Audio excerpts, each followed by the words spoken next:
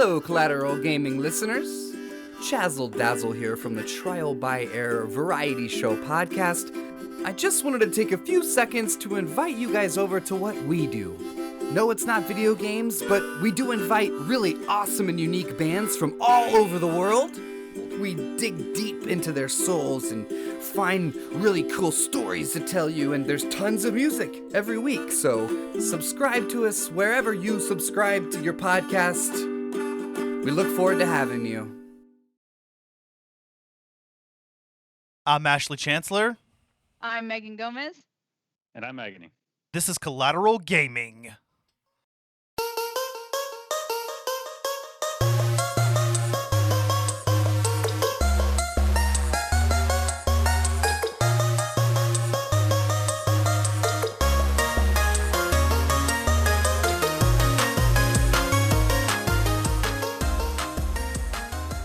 Hello, everyone, and welcome back to Collateral Gaming Podcast. Of course, the only gaming podcast that matters. Today, we're going to be talking about Dead Space 2. I am Megan Gomez. And I am Ashley Chancellor, and we've got, once again, Agony, our special guest on the first Dead Space episode. How you doing, man? I'm doing great. How are you guys doing? We're hanging in there. It's another day in the neighborhood. Yeah, fantastic, man. It's great to have you on. Thank you for coming back and talking Dead Space 2 with us. Really excited to compare and contrast this game with the first game. Yeah, there's lots of differences, lots of big things about Dead Space 2 that I think a lot of the players liked more. For me personally, there was a lot of things in Dead Space 2 that felt more like an actual game. I know we were talking in the last episode how Dead Space 1 felt more like an indie game. It didn't feel fully developed. There were some things that just weren't there, some things that, players really, really wanted. And I feel like this game kind of pulled forward with that and really gave us a little bit more of a cohesive experience. For me personally, it did feel a little bit better playing it. I had better reaction times, better things like that, instead of just being like, why are you glitching across the sky? Okay, goodbye. Just lots of better things than that. Agony, what was your favorite thing about Dead Space 2? About Dead Space 2, I think the story was a good continuation of the first one. Obviously, there's like a small gap in time between the first and second one, but that was covered down by like the little expansion of Dead Space Ignition, which is like a small little side game that kind of explains to the events prior to Dead Space 2. So Perfect. What about you, Ash? Well, in addition to being a more polished game, I enjoyed quite a few of the quality of life improvements that came with Dead Space 2. The controls are a lot more common sense. That right off the bat, that's something you'll notice. You've got a dedicated reload button now. You don't have to aim and then press the A button or the X button. You just press the X or square button and reload, like any other first-person shooter. Although this is a third-person shooter, but you know what I'm saying. I also liked that. The zero G is better in this game. I just love that you're kind of able to freely move around in the zero gravity environments. That was a lot of fun. And another thing that I noticed is that this game does, the narrative does feel a whole lot more cohesive as opposed to Dead Space 1, which we mentioned is very repetitive at times. You kind of just go through each chapter and it's the same thing. Dead Space 2 really kind of shakes things up and it feels like you're living through a story not unlike any movie or TV show that you might be watching. What was your favorite what's your favorite part, Agony? What's your favorite part? I have to know because you played this game only 10,000 times. So my favorite part was going back to the USG Shimura and just walking through and then reliving all the horror that you had already experienced prior and just seeing how they covered it up and it just looks like it was just in your head. Just going from psycho freak out to bland it was an amazing mix. It was really nice. I love that. I think the greatest thing for me in this one was the fact that you wake up, someone's like, get the fuck up right now, let's go. And you're like, what the fuck happened? Where am I? And you just start running away from fucking necros in a straitjacket. You're like in the first game, but instead of having your hands so you can at least elbow them or some shit, you're stuck just wiggling around like a little fucking worm in your straitjacket. Like, what do I do? What's going on? Oh my God. Holy shit. That like first QTE though. yes, Yes. literally, I'm just sitting there like, oh my god. I remember I was like the first game when I first played through, I was screaming a lot because I don't like horror games, but I love the first Dead Space, and I was like, all right, let's go number 2. Let's pick this up. I freaked the fuck out. I screeched like an actual banshee the first 10 minutes of the game because you're just running for your fucking life. And then the laser part happens with the fucking eyeball. Yes. No, Oh my yeah, god. the fucking that little manual thing where you have to drag the little needle into your eye, And you it's have like, to oh god. drive it into his eye, and you just know what's happening, and it's kind of hard because he's twitching, so you can't quite aim it right. And yeah, that was such a tense moment. I gotta agree with both of you guys. The introductory segment to this game is phenomenal. I mean, they throw you right into the action. And I thought the tutorial segment was handled well, and even gave us a chance to kind of play with some of the new mechanics, like with the telekinesis now, or the kinesis power. Now you can drive sharp objects into enemies, including their own Yes. limbs, and use that to pin enemies. And so I like how they throw you in, first without even the ability to move your arms. You're in a straitjacket, and then even whenever you get out of that, you still don't have a plasma cutter. All you have on you when you encounter the first necromorphs that you actually may have to fight is the kinesis power, and I thought that was really cool. But I gotta say, my favorite part of the game is exactly the moment that Agony was talking about. Replaying through the Ishimura of the first game, but it's what, 3 years later, and it's covered in all this junk because they're investigating the ship and pulling things out or whatever. But just going through the exact same levels that you were in the first game, and I think they bring you through the ones that you end up visiting most often. The medical bay and the command area where the captain's nest is and shit. And below the tram. Yes. Oh my god, yeah. Below the tram. And I just thought that part of the game was handled so well. You wouldn't expect to be going back to the Ishimura as early as the sequel, but it just falls in so naturally, and you don't realize once you realize what you're doing, because you see it early on in the game, but it's like once I start, like, I'm like, oh, I'm getting on the Ishimura. Oh, this is the same play area where I did that, and I was, So Dead Space 2, I think, definitely picks up after the first one. I don't think it works as well as a standalone game, because a lot of what excited me and made the experience more meaningful for me was having already played the first game, And so when the game just throws you right into the action, I think it does expect you to have been a veteran of the prequel, In the event that wasn't a thing, if you look, it does have a previously on Dead Space thing at the main menu, so you can click on that and relive it. So even if it's like Dead Space 2 is your first one, like first experience to the series, there is a recap, like little video for you to watch, so you kind of understand the basic gist of everything that's going on. Yeah. Exactly. Also, something I love is the fact that, like, it's not like in the first game where you just pick up a plasma cutter. You literally rip that shit out of a console. Yeah. Same thing with the kinesis module. You're literally just rip, and he's just like fucking jacking the shit while this guy's laying on a table, and you're like, sorry, buddy, like these necros are gonna come towards you because I got to get this shit right fucking now. And for the first time I played this game, I was very confused because Isaac wakes up, he kind of seems like he's in a dream a little bit. Like at first I thought this was a dream that he's playing, going through. And then it's like, oh, well, I'm just freaking out. And then all the necros start coming towards you and you're like, oh, someone fucked up really bad while I was knocked the fuck out in a straitjacket. What the fuck is going on? And then you just start running everywhere and there's necros just everywhere. And you're like, how the fuck did things fall apart in the 9 months that I was out? Why? I just love that aspect for Isaac, because he's just, you can tell by the look on his face, because you actually get to see his face now that he's like, what the fuck? And he has a voice now. That's something that was... Yeah. Silent man is no longer silent, so he's no longer the Link of horror games.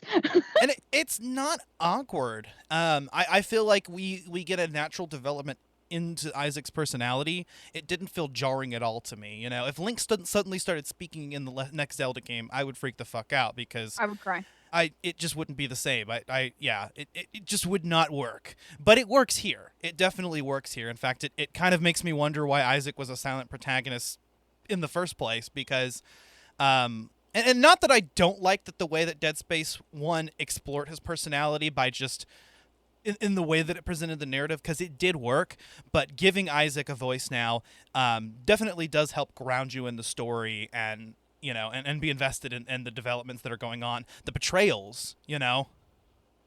Oh, yeah. Absolutely. I think another big thing is, like, you went from this cramped, you know, planet cracking ship. It was just so cramped, and there's so much things to just walk around and try to maneuver with and try to, like, work around and try to clean up some messes that are all over, just blocking from, like, doorways from here or there, to this massive ass fucking space station that is just littered with so much stuff to do and so much stuff to see. And I love how they, like, obviously, you know, they brought in, like, fucking, oh, this was like a family living quarters area that you're in, and so you're like, okay, well, what happened with the kids? And then, like, later on, you see what the fuck happened with the kids, and you're like, okay, that's fucked. That is fucked. Like, they always subject kids to the worst shit in horror games, I swear. But I mean, come on, isn't it fun? Isn't it fun beating the shit out of those hordes of kid necros? I mean, come on, haven't you ever wanted to just be the adult fighting off a bunch of fifth graders coming at you? Like Beware Children at Play.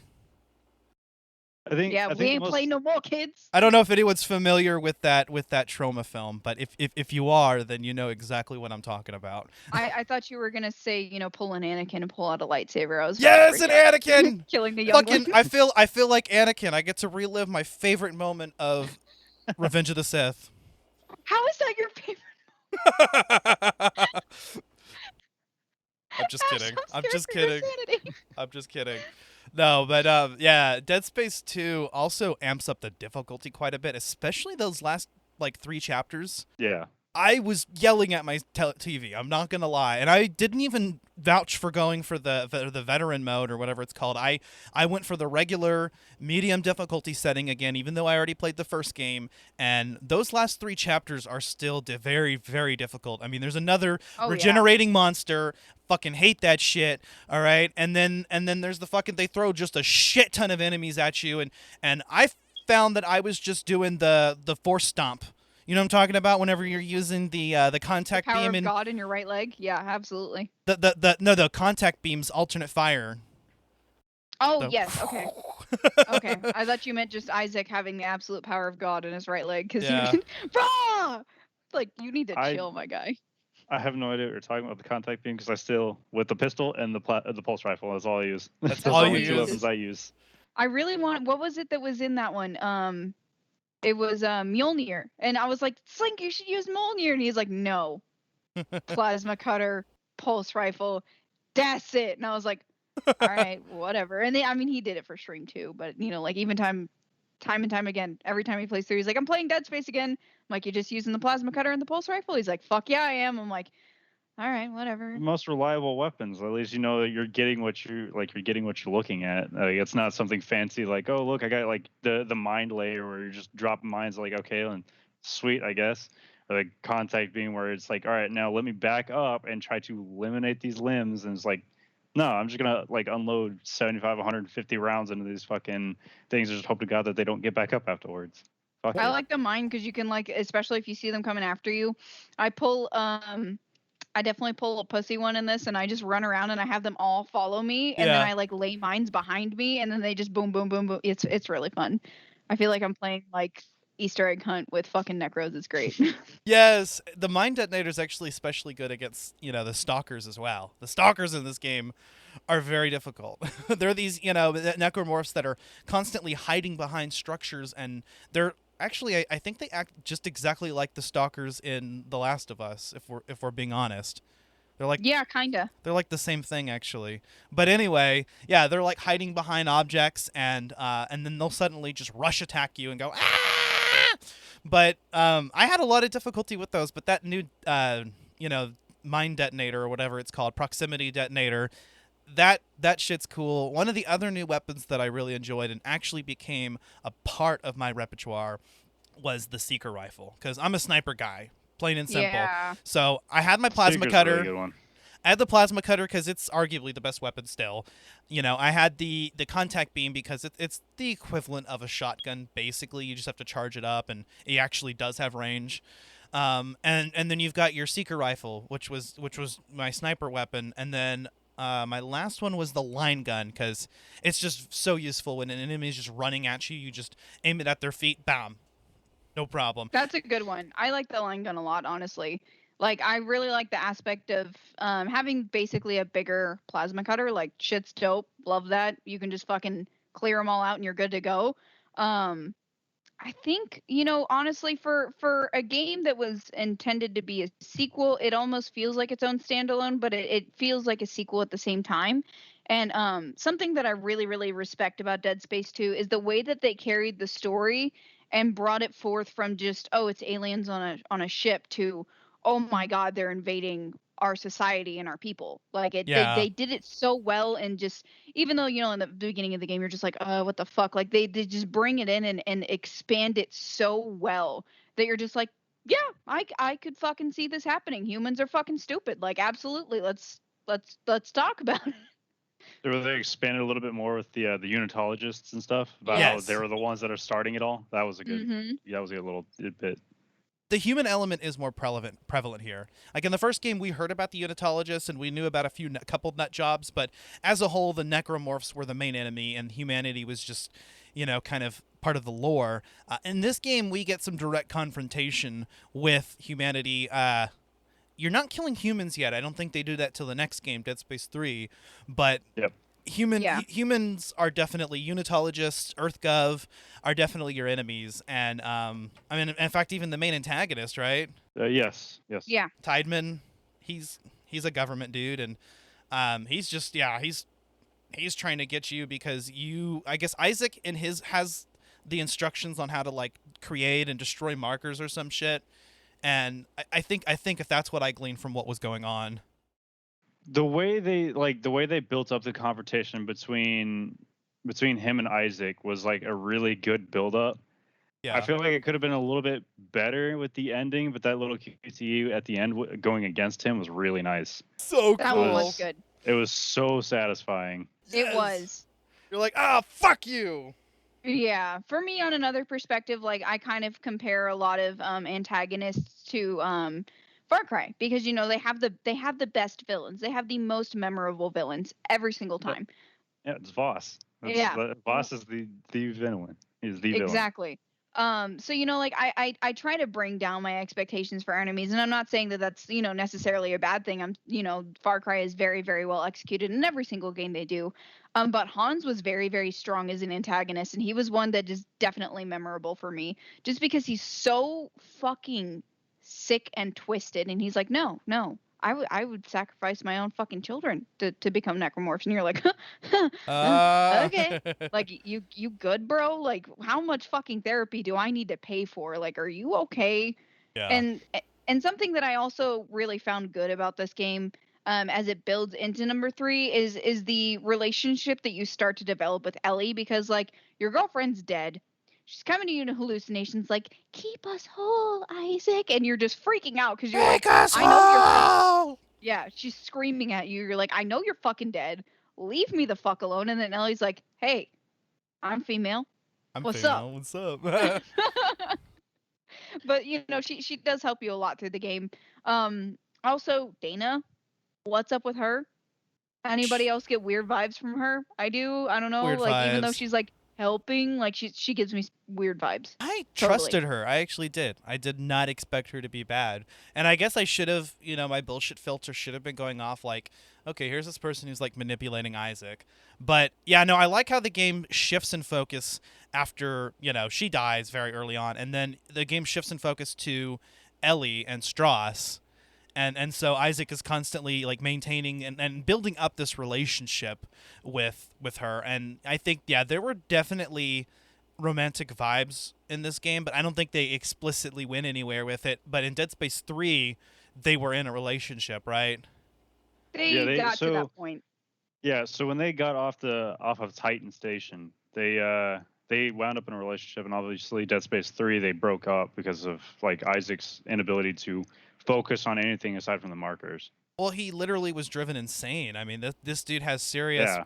I mean, this dude is seriously mentally ill. I mean, there's definitely a mental health component here, because I mean, the first game was you kind of discovering Isaac's insanity. There's elements of it throughout, but it's very subtle, and you don't really know till the end. But in this game, it's on full blast. Oh yeah, yeah, and like and it makes me curious, you know, because I never played Ignition, but like, what goes from Isaac saving Ishimura, ending all that shit, to waking up in a straitjacket? Yeah. So what happened, right, was that he was rescued, right? It's also in the lore throughout the game. Like you'll hear the audio logs and stuff. He was rescued, like he was found inside that lifeboat. If you saw the jump scare at the end of the first Dead Space where he looks over and fucking, you know, Nicole. she's right there and she just jumps at you. Like this dude is literally stuck there. I think it was like 3 or 4 days in, you know, dead space with Yeah. this hallucination harassing him. They found him and he was just mumbling. And so they're like, all right, we need to get him back, see what the fuck happened. So they grabbed him and Ishimura, got him back to Titan Station, and that's where they were trying to like figure out what was going on. So what happened was that the unitologists in 2 were trying to save Isaac so that way they could build more markers. So in Ignition, it kind of explains all of that as like you're playing as a unitologist that's just going through like, you know, fixing electronical problems and issues like that. And it's a short game. It's like an hour long, I think. And so you're just doing like little puzzles and like you're getting like kind of the backstory. You make your own choices. And at the very end, the dude who's like waking you up, like at the very beginning of Dead Space 2, the dude shaking you awake is the dude that you wind up that you're playing as through Ignition. And so you kind of see his story and all that stuff. And obviously it ends with him trying to eat you because he turns into a necromorph. So guy. that's pretty much what happened. Is like you're like he was stuck in space for 3-5 days, just living with like undead Nicole, just fucking trying to face fuck him, whatever the fuck. Yeah, just trying to face fuck him the whole time. And it's like, dude, just like you feel bad for him when you actually really think about it. And then Oh yeah. Then you have Strauss with whatever the fuck is going on with him. That dude was just psychotic. Yeah, no, he straight up was fucking insane.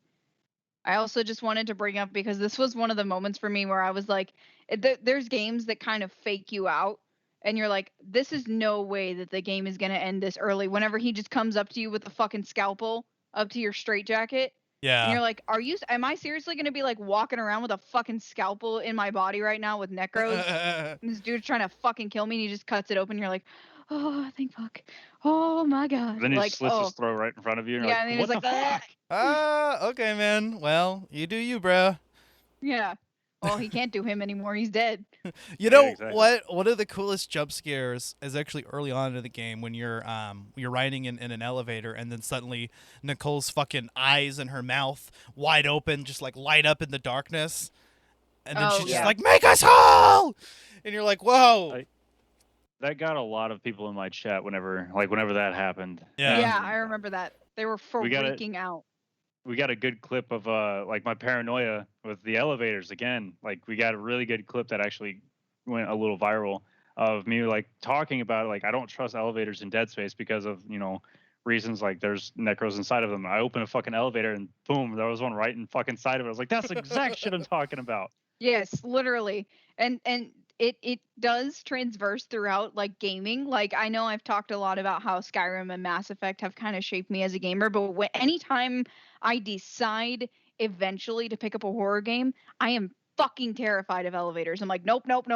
Something's gonna jump. I literally am like rolling around like just fucking gun ready, and nothing happens. And I'm like, I look like a fucking dumbass, but I was safe. I was safe from that shit.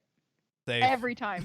Even in a normal game now, like I could, like Josh, like I can't trust it, because I replayed through it, and you know, like of course, like I started playing a little bit of Mass Effect because we're gonna be doing that for the Patreon. I'm just waiting for my camera to come in.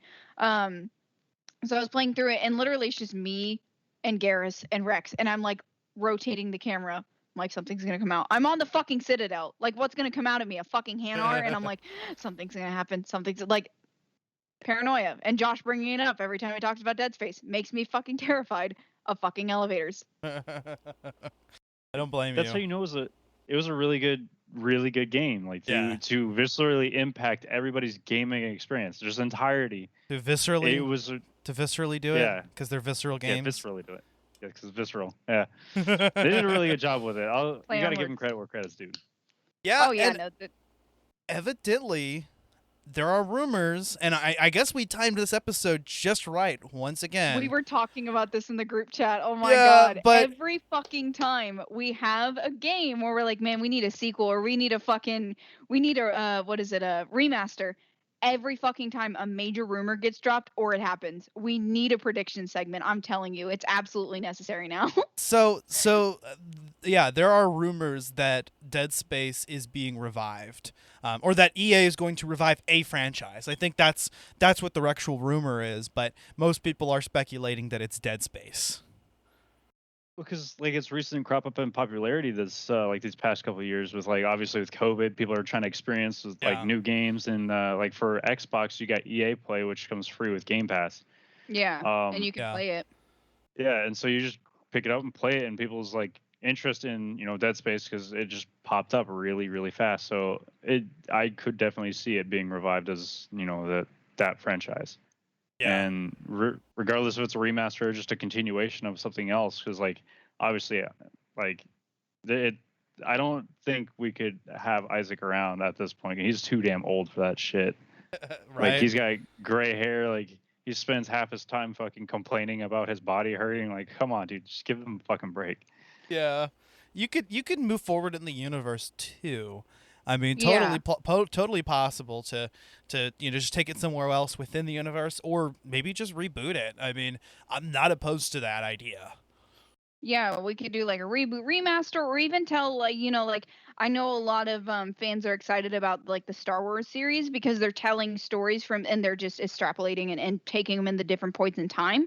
I mean, it would be really cool to see someone else's perspective. Someone like trying to even just like a smaller game like Ignition. Just telling their story of if they survive, how they survive, or even like a telling of like I remember we were talking about this before, like a prequel, like playing because there's many games out there that have aliens and they use kind of human like bodies because you can only do so much in mocap.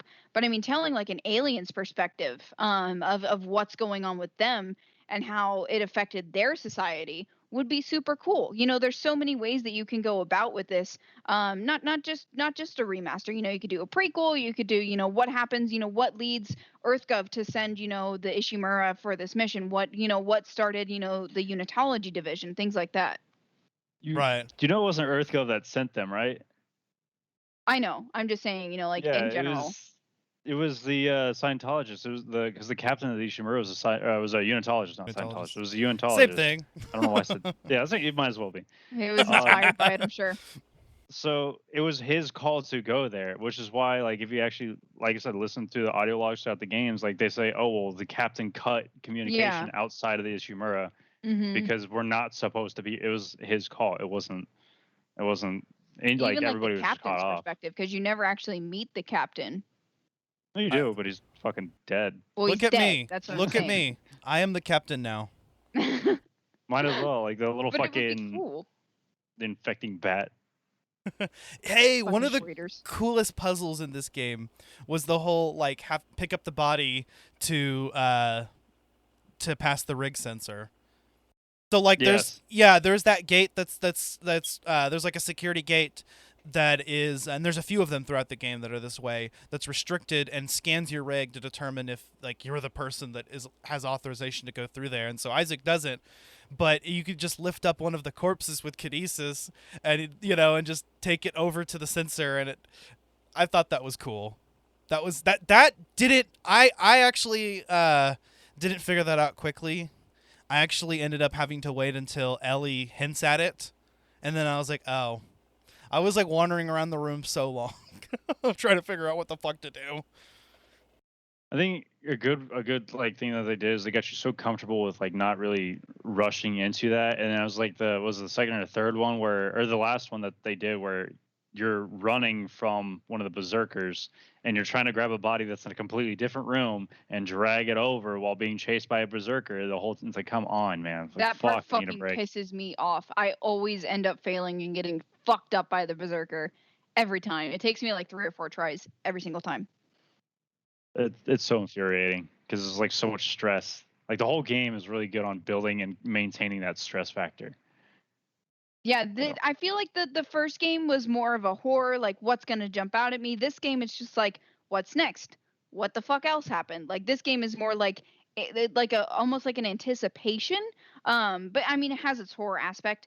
But it's more like you said, like suspense and stress. Like I was stressed the fuck out this entire game, wondering what they were gonna send after me next, because the Church of Unitology is just like, I think that he's not ready for the next one. And they're like, fuck it, yes, he's ready for the next one. And they're like, send him out, let's go. And you're like, oh god, I just want to live my life for once, please. It's like experiencing the cabin in the woods where they're like have that little fucking spinning cycle where they're fucking rotating to find out what horrific monster to come out next inside their fucking little game. It's just that. It's like, holy fuck. The game like, definitely what something fucked good, up please. twisted monster is after me next. The game definitely builds up in anticipation, I think. I think, the early part of the game was more horror based, but as you get closer and closer to the end of the game, they're throwing more and more action and just tension at you, like you guys were saying.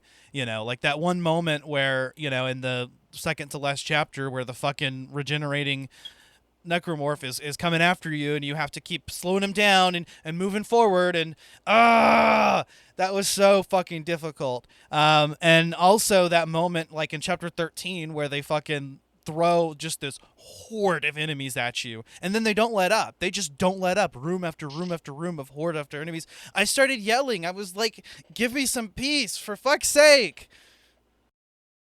Oh yeah, and I mean, in any game, things get progressively harder as you play through the game. But this game punches you in the fucking face. They're At the end it does, yeah. Yes, some normal necromorphs. And do some puzzle solving on the fly. The puzzles actually were quite a bit better in this game. I like the addition of the little hacking action that you can do now, where you just have to move the stick around and find the spot, and it's not terribly complicated, but they also added in those little crawl spaces that Isaac can go through. And then the puzzle solving actually is more involved this time. I think there are more puzzles, and I definitely enjoy that kind of gameplay, as a Zelda fan.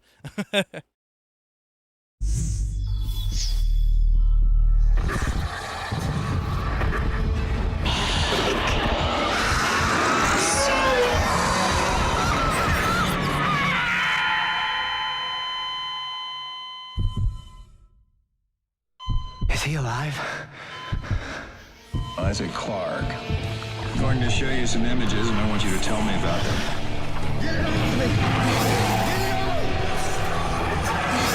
It was just a short blip. But the things in my head.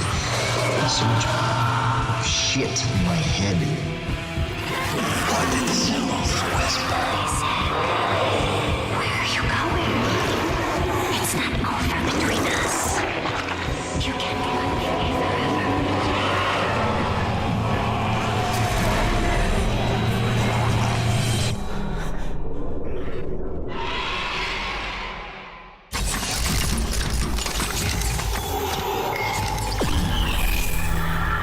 Isaac, we're all gonna burn for what we did to you.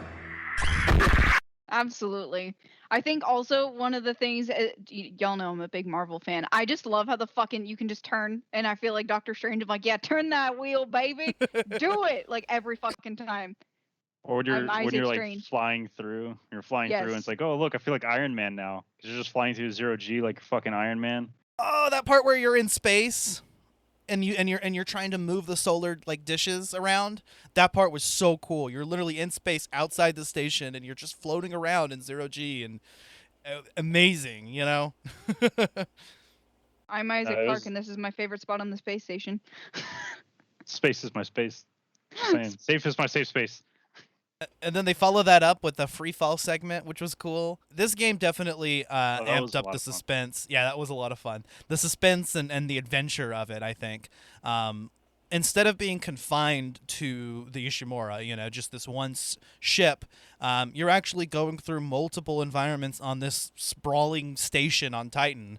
So, there's you don't feel as confined, and I did notice that there were a lot more environments to take a look at. When you look out the window, you don't see space. You actually see the surface of a moon. With I love that. buildings I love and shit. that so much. Yeah. I love that this game really takes on its own, and like you think the Ishimura is big, you're like, damn, like thinking about it, this is a pretty big ship. And then you just get, you're on Titan Station and it's fucking massive. Like you're going through, like you can see like little pop-up stores and stuff like that, or you go past the medical side, or it's just so big, and you're like, damn, like how much have humans come in 500 years? Like Jesus Christ, like you're just. It's amazing because it also in a retrospect makes you think about what humanity could do in the next 500 years. You're like, what could we, we're already doing so much with just video games alone. Where could we go from here? Like it's insanity. Playing Dead Space 2 and even playing a little bit of Dead Space 3 like made me think like, how would this game play on a modern console? Like I would love to see how this game handles with, on a PS5 or an Xbox Series X or S. That would be amazing.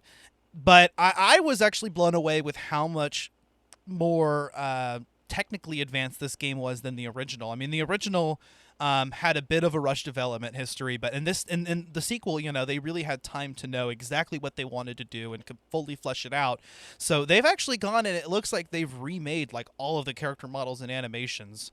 Isaac actually looks completely different. He looks like a person. They had to give him like some actual features and definition. I just thought the whole game played more smoothly, but I think what really made a difference was just the colors. The first Dead Space was very washed out, and I think it worked for that atmosphere, of course. But in this game, I like what they did with the colors, just making it seem a little bit more vibrant, a little bit more almost modern. You know what I mean? Yeah. Yeah, like with the first Dead Space, because like obviously you're on the Ishimura, you're kind of just there hoping to God the lights are still working wherever it is the fuck you're at, and they have like that orange glow to it, that like rustic feel, like with the colors. And then with this one, it has more of like a bluish, mellow feel, which is really weird for this kind of game because like the light's like, hey, it's okay, mellow out, and then they're like, hey, guess what? At the moment you do, I'm punching you in the mouth. Don't do it. I think they did it though on purpose because like you got to think like bringing in like orange, kind of orange and red. You always think of caution. You always think of danger because naturally we humans think of fire. You think of blue. You think of the sky. You think of things being calm. So like it's trying to like throw you off and throw off your levels of anxiety, and then just absolutely scaring the shit out of you. So it brings these big contradictions that really just throw you the fuck off. Like the only way that I personally can compare this is going from being in the normal city in San Antonio, Texas, and going onto a military base. In the city, things are normal. There's pretty houses, things are painted well. You go onto a military base, it's all the same fucking color. All the grass is perfectly trimmed, and it feels very bleak. And I don't mean to say that in a harsh way. It's just the contrast between like normal civilians versus the enlisted is insanity. Me being a civilian and my husband being used to it because my husband is an Army veteran and Agony is as well. It's so weird. It's so and it kind of feels the same way going from Dead Space 1 to Dead Space 2. Like you go from military to normalcy and you get thrown into the middle of it in this game, and you're just like, sir, I don't understand what the hell is happening here. I feel like things are supposed to be normal and they're just not, and I just want to go home. I mean, you are home with technicality, but yeah, no, he's home, but home is not home anymore. Home is definitely not where the heart is, because if that was the case, then it'd be inside of the marker. I was gonna say inside of Nicole, but She's in the marker though, because obviously she's haunting you if the only last things fucking game. worked out well for Isaac Clarke, that would be nice for once, right? Poor guy. Just wrestling with his own guilt.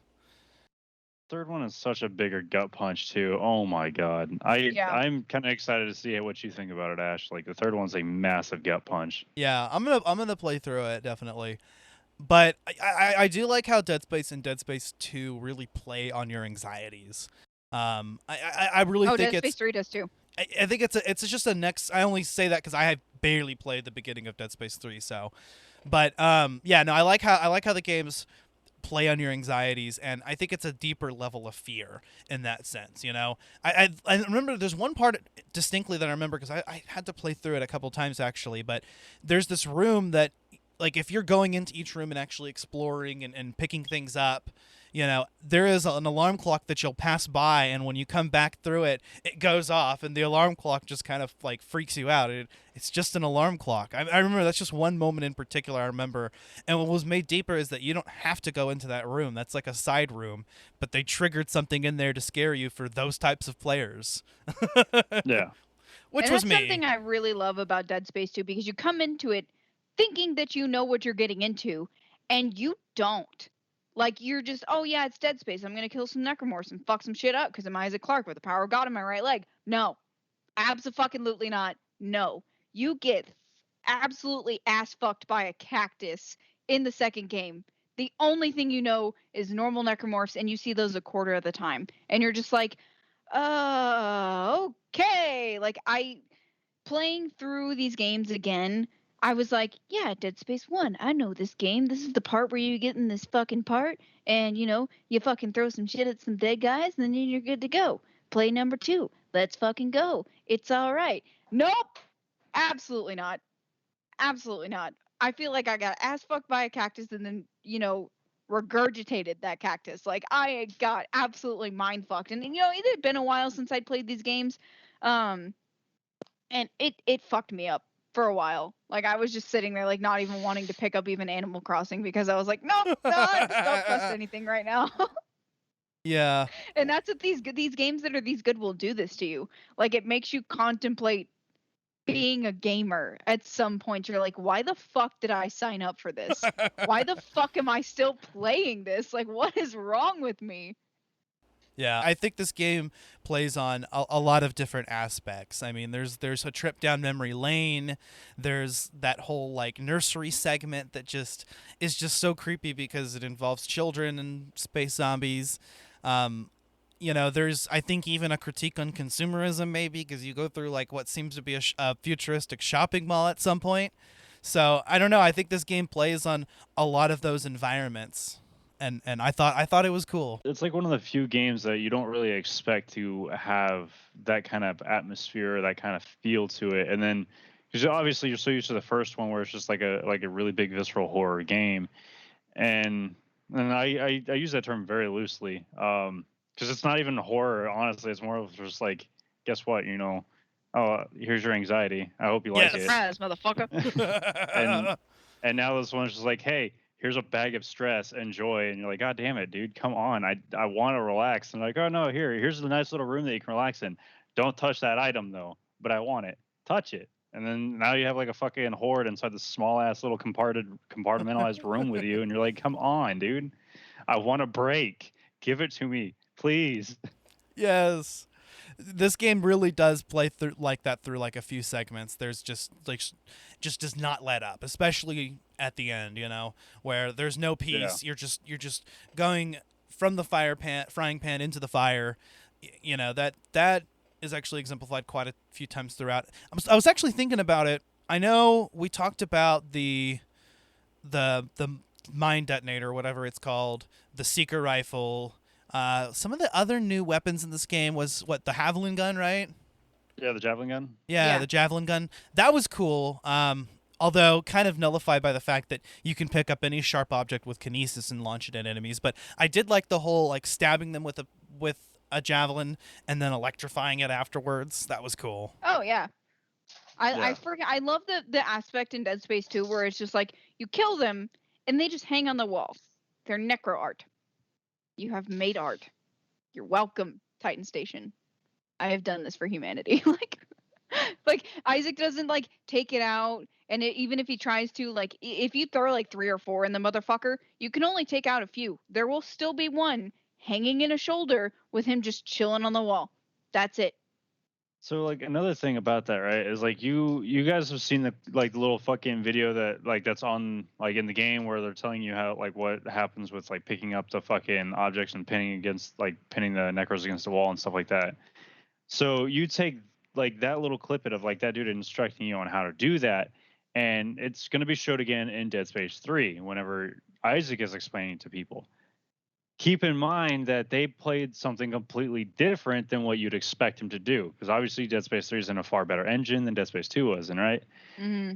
That video stays in the graphics of Dead Space 2 because it was older technology whenever they were experiencing with it.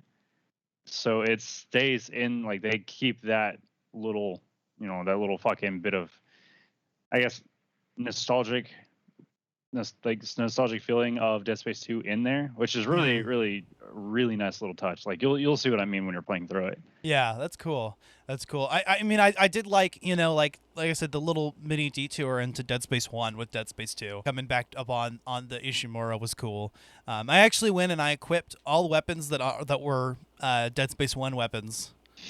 And I was using the refurbished version of the plasma cutter. I decided to just do that for that chapter, and it was actually kind of a cool experience. But yeah, it's fucking modded out plasma cutter that's like, fuck you. Yeah, it's like the Dead Space version of a Glock with a 30-round mag and a sight and a fucking flashlight on it. Like, why do we need this? Because we do. It's just because we do. It's like GoldenEye's golden gun. That's what it is.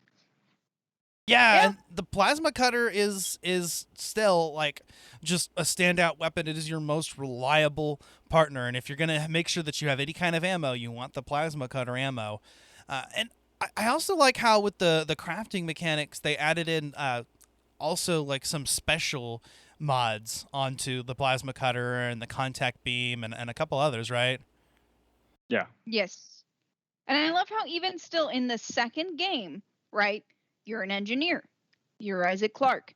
You could have any fucking thing in the world. You still choose your pulse rifle and your fucking plasma cutter because that's just, you're like, this is effective. This is it. This is what I'm using. That we're fully sold on this. Like, he makes no other executive decision except for to use his engineering tools to kill aliens. Like, I love that. But also at the same time, why? Why can't you just, like... Just be normal. Be normal for once.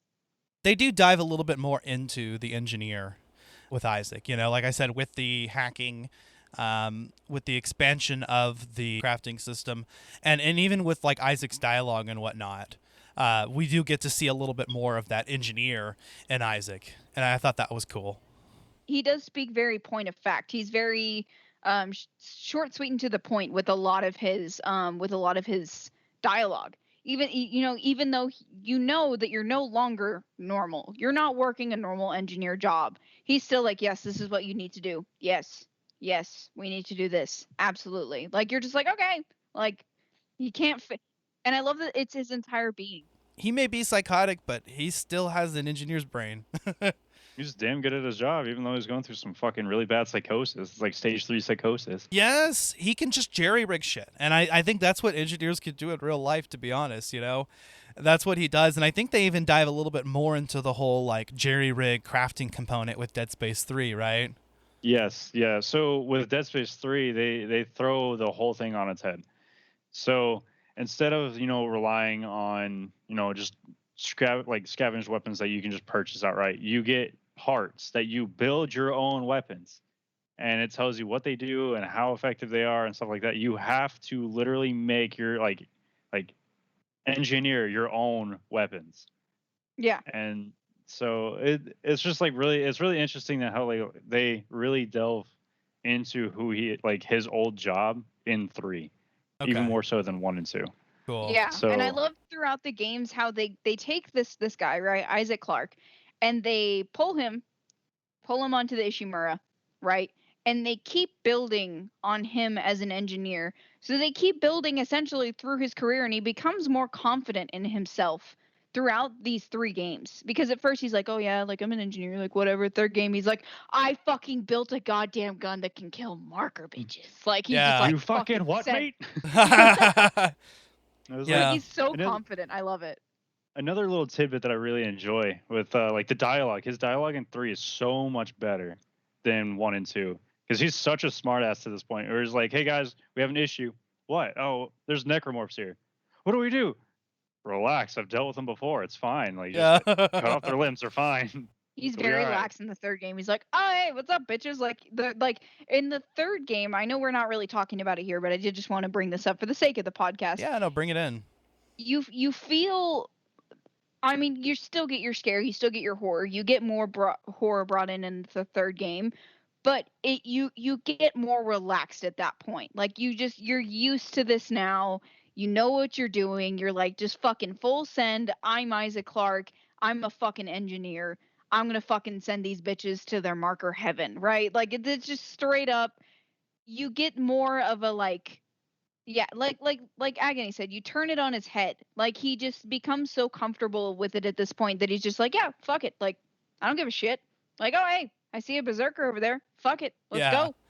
Like he's so comfortable with it and himself, and you as the player can feel that he's more relaxed in the third game. Yeah. And you're just like, okay, whatever, let's do it. Fuck it, send it. Like playing through a few times, of course, now you're like, nah, all right, whatever. But even in the third game, I'm like, yeah, fuck it, I know what I'm doing. Like it's just so fun. And I think that's something that I can't find in a lot of horror games like Dead Space is by a certain point of the game, you get used to the horror, you get used to the action, and you're just like, man, this is kind of fun. I get to fuck some bitches up, like whatever. Yeah, I'm just thinking. I was just thinking. All right, just blew into my head right now. So right here, live on the podcast, we're making decisions. Okay, I want to do a let's play on Dead Space 3. That way, we can kind of finish all of the games. So I'm gonna do that. It's gonna be a Patreon exclusive content. Let's play commentary on Dead Space 3, just so that we get the whole trifecta. Yeah, absolutely. I mean, I'm playing fucking Mass Effect for the podcast, for the Patreon.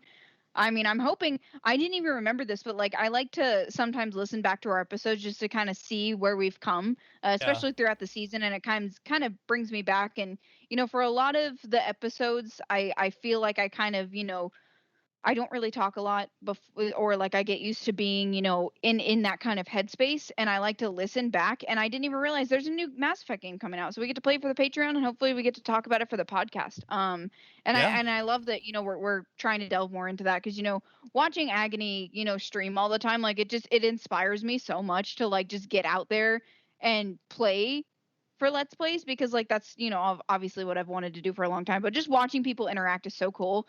And it's something that you don't really, a lot of people don't get to do and do it for fun. Some people, they get paid to do it, but like it's actually having fun talking about a game and just getting together and fucking yakking about shit is just what I absolutely love. Hell yeah, I love it too, and we love having you on.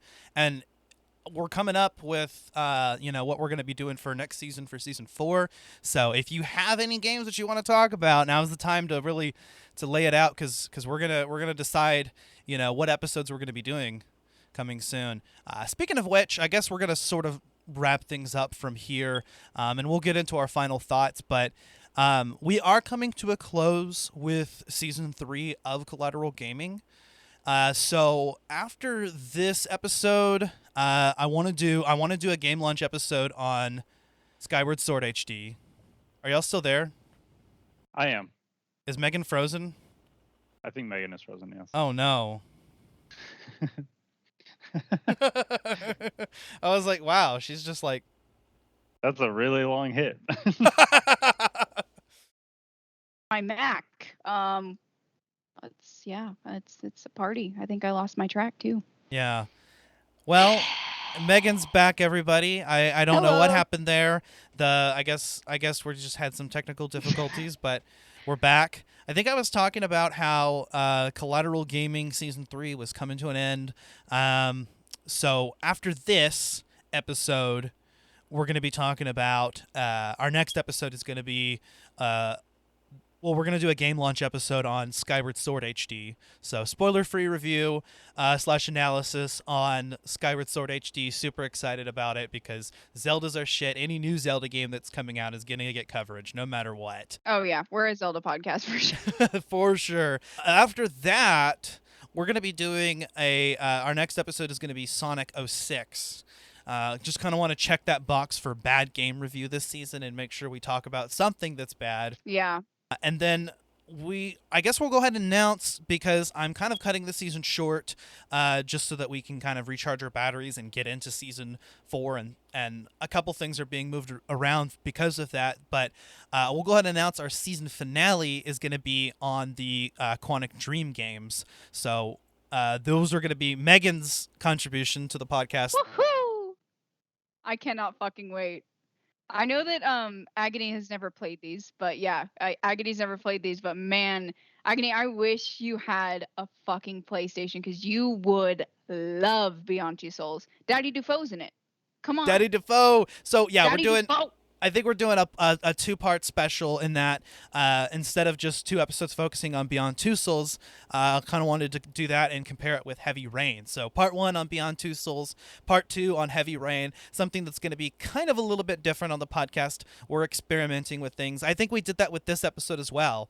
We were going to do 2 episodes focusing on Dead Space, and we decided why not talk about Dead Space and Dead Space 2 and call it a part 1, part 2. And I like that. We're doing some more experimentation with that next season. I'm really excited to get into that with you guys. And for what it's worth, I think we're also going to try to throw in like Detroit Become Human in like a bonus round or something. That way we can just do that whole like the trilogy, because I got all 3 of those games together on Amazon. So Yeah, I really love that we're kind of branching out of our comfort zone here, because we've been kind of doing things a little bit, we've been just kind of doing things the way that we do, and I think we're kind of like getting comfortable with the way that we're podcasting and things like that. So I really love that. It's getting a lot more interesting, because we're kind of just throwing things at y'all, and we're kind of just like, all right, this is what we're doing, and y'all are like, oh, okay, all right, that's cool. Like, we're just like, surprise, we're doing Dead Space 1 and Dead Space 2, and they're like, okay. We could be throwing shit at you, or we could be throwing a trophy at you. You don't know. Maybe you'll get head in the trophy. Maybe you'll catch it. Yeah, it's fine. Maybe it's $1 million. I don't know. Yeah. We're just happy that you listen to us. That's all we care about. Yes, thank you to all our listeners. I think we're still averaging somewhere like 50 downloads a week. So thank you for that. Even on even when I've noticed when I'm not posting anything, people are still listening to our episodes. If I miss a week, and I do all the time, and I do apologize for that, because a lot of, we just have busy lives and shit. So, things occasionally get thrown off schedule. And that's why next season I want to run things not necessarily as tight. So we'll talk about that after the show, of course. We're not going to bore our audiences with that nonsense. The technicals of running a podcast. But yeah, what a sorry, I'm high as fuck, so all right, what are our final thoughts on Dead Space 2, Agony? It was definitely a lot better than the first Dead Space.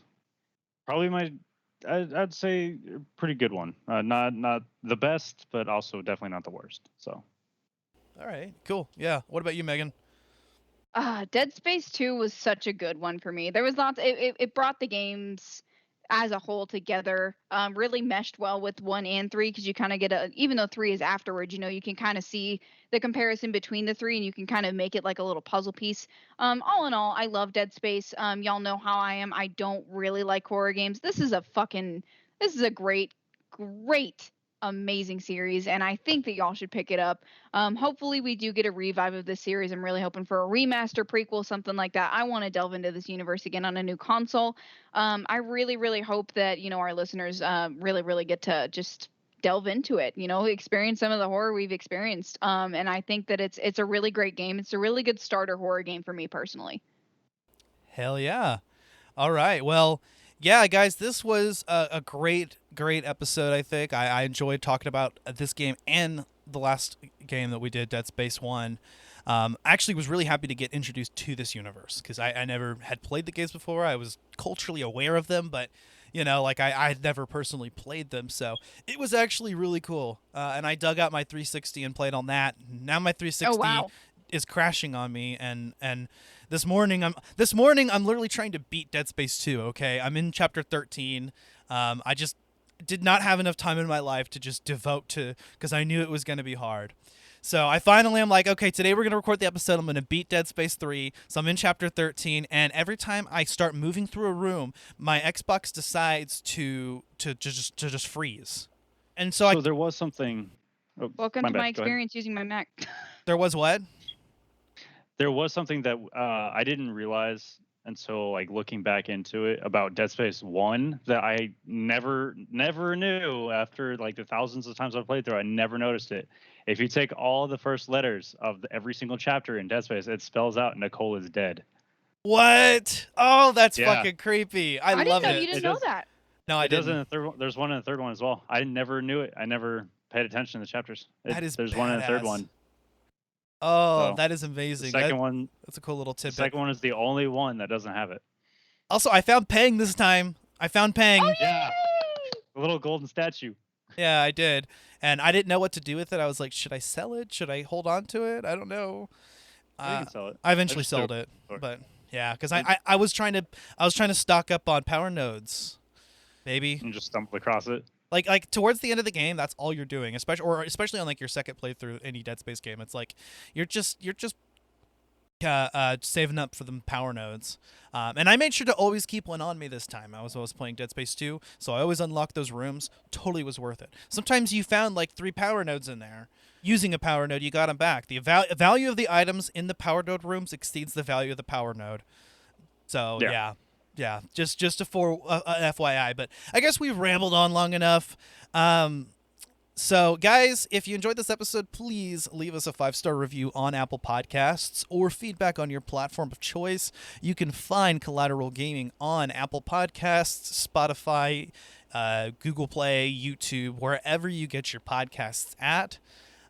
We also on all social media, Facebook, Instagram, and Twitter. Check out our Facebook group, Collateral Media Podcasts. That's just sort of our Collateral Cinema plus Collateral Gaming hangout where we post both movie and game-related memes, news, and you can interact with it too that way, trying to build up that group. So check it out. Speaking of Collateral Cinema, also reaching the finale for Season 4. So I know we just did our episode on Hooper, and we're going to be talking about Star Trek Beyond, and then our season finale on The Interview, both of which were my choices this season. So that's going to be really exciting, and then I'm really excited about what some of the movies that we're doing on the Collateral Cinema side. So if you enjoy Collateral Gaming and you love movies too, check out Collateral Cinema. I'm on that, along with Bo Maddox and Robert Ortegon. And stay tuned for our upcoming episodes.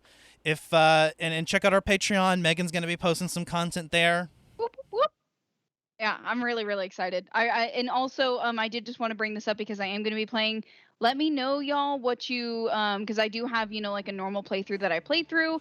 Let me know what y'all want to see in the Mass Effect games. I definitely want y'all's input. I might even do, I've been thinking about maybe doing a live, seeing, asking like if y'all want to ask questions, if y'all want more input on what my Shepard's going to look like, act like, things like that. Just want to kind of interact with you guys more. I might even stream a little bit. I'm not sure. I'm kind of anxious about that just because like I am not the best at streaming, but I think it would be really fun. Also, before we get out, Agony, plug your shit. Plug your shit. I mean, all it is just, twitch.com/ or Twitch TV / agony_within. I actually have to cut it short here because I got to get ready for my stream now. So because I'm streaming 13 minutes for some Jackbox games. So Woo! I I can't wait. do have to jump out of the call. So I hope you guys have a great day. And if you guys decide to have me on the next one, I will be more than happy to be here. All right. Hell yeah, We're man. happy for having you. Oh, yeah, hope to have you on future episodes, man. Have a good rest of your stream, guys. Go check out his stream. Please. Well, I mean, by the time we post it, it'll be long gone, but I'm sure he'll be streaming something then, too. Hey, Monday through Saturday. It's every night, Monday through Saturday. So. On that note, yeah, let's go ahead and let's just wrap this up, guys. I'm Ashley Chancellor. I'm Megan Gomez. And I'm Agony, even though I'm leaving. So have a good time. Bye. Bye. This is Collateral Gaming. We are out.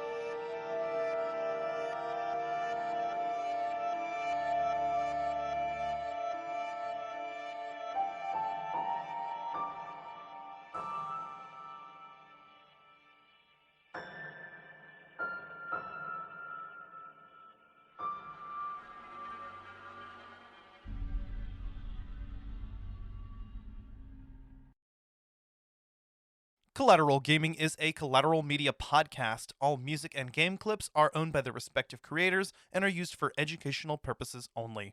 Please don't sue us. We're poor.